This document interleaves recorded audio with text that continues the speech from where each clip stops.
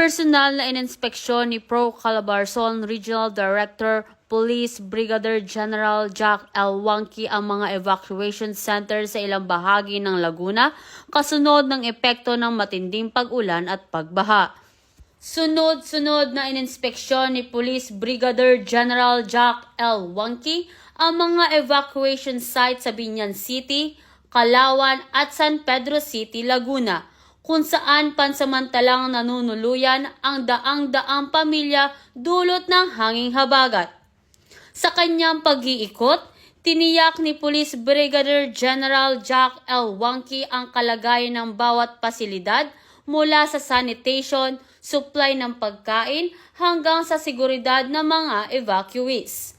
Siniguro rin niyang sapat ang kakayahan ng mga evacuation center para tumanggap ng karagdagang evacuees sakaling lumala pa ang nasabing panahon. Bukod sa mga pasilidad, sinuri rin ni Police Brigadier General Jack L. Wangki ang estado at kahandaan ng mga pulis na nakadeploy sa mga apektadong lugar. Anya niya, mahalaga ang pagiging alerto at maagap ng mga awtoridad lalo na't patuloy ang banta ng masamang panahon.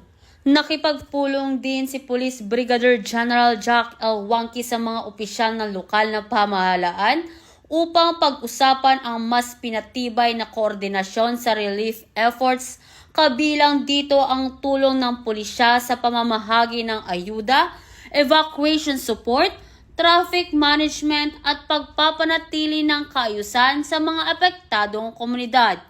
Sa ngayon, patuloy ang pagbabantay ng mga awtoridad sa sitwasyon habang nakaalerto ang mga unit ng pulisya sa buong rehiyon para sa mas mabilis na pagresponde sa anumang pangangailangan ng ating komunidad.